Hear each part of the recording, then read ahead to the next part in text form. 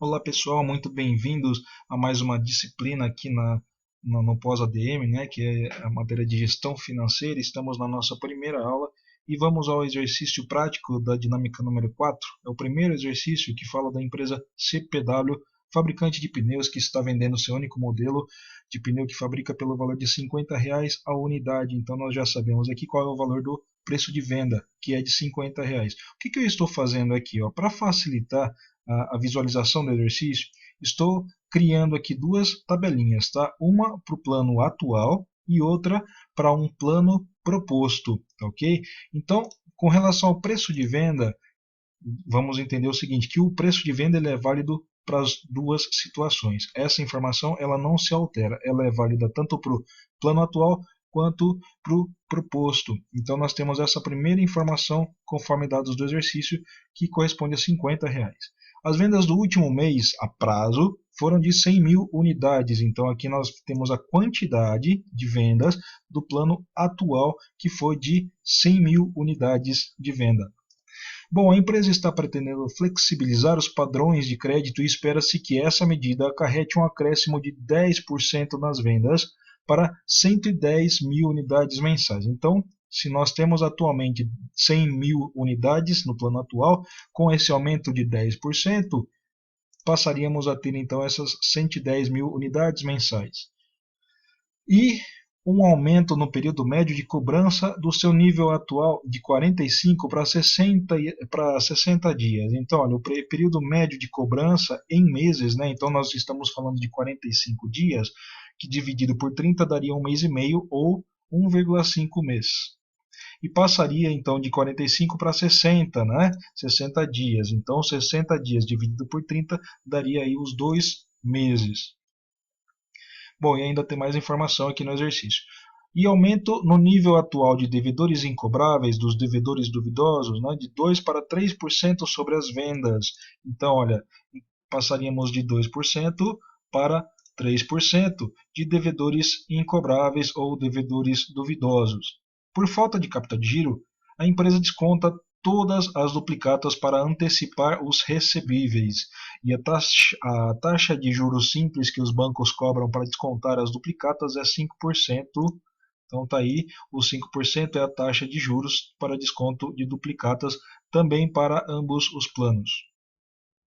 O custo variável é de R$ 30, então nós temos a informação do custo variável, logo nós temos aqui o valor do lucro marginal, que seria o preço de venda menos os custos variáveis, né, na unidade. E o custo fixo total é de R$ 200 mil. A CPW deve flexibilizar os seus padrões para concessão de crédito, sim ou não? Bom, então, para desenvolvermos esse exercício, vamos criar aqui do lado, né, a nossa estrutura de demonstração de resultados do exercício, que para quem já fez a matéria de contabilidade geral deve se lembrar então daquela pequena estrutura onde nós temos as receitas de vendas, menos os custos variáveis, que nos dá o lucro marginal, que menos os custos fixos, menos custos com desconto de duplicatas e menos os custos com devedores duvidosos, chegamos no resultado. Bom, essas informações são dados do exercício, tá? Então, na verdade, o resumo da DRE seria receita menos custos e despesas, que nos dá o lucro, tá ok?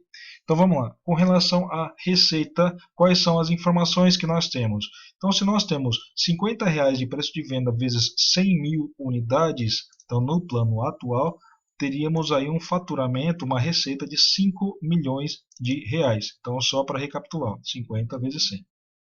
No plano proposto, eu pegaria os 50 e multiplicaria pelas 110 mil unidades de venda. Já custos variáveis, qual é o custo variável, o preço unitário? Né? É R$ 30 vezes as 100 mil unidades, 30 vezes 100 mil, 3 milhões. E no caso do plano proposto, se eu pegar esses mesmos 30 e multiplicar pelas 110 mil unidades, chegaria em 3 milhões e 300 mil, 3 milhões e 300 mil reais de custos variáveis. Logo, teríamos já o lucro marginal, que é receita menos custo. Então, para o plano proposto, nós teríamos 2 milhões e 200. Para o plano atual, nós teríamos 2 milhões.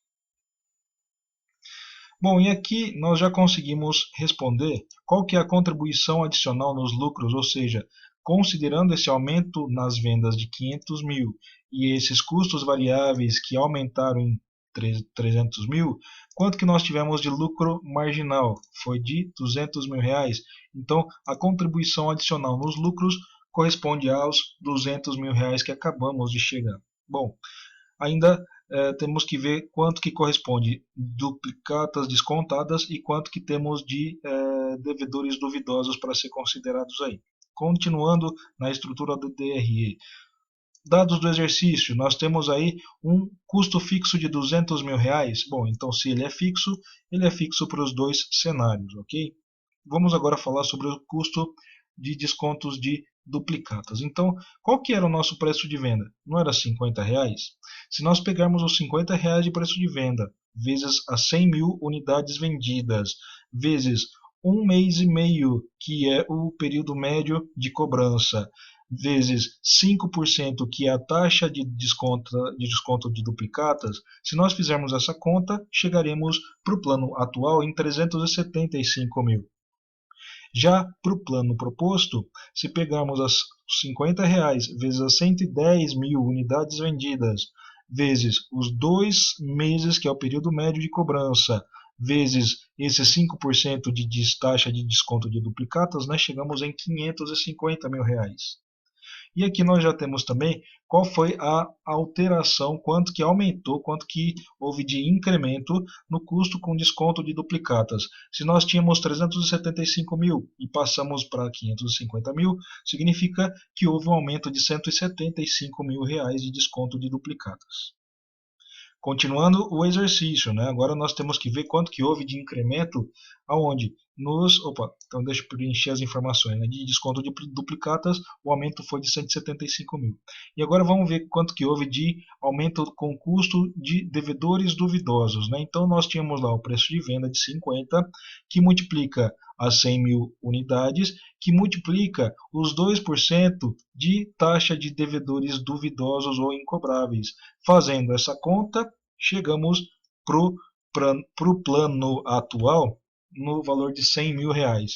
E para o plano proposto, se nós fizermos a conta 50 reais vezes as 110 mil unidades vezes os 3% de devedores incobráveis, chegamos aqui em 165 mil reais.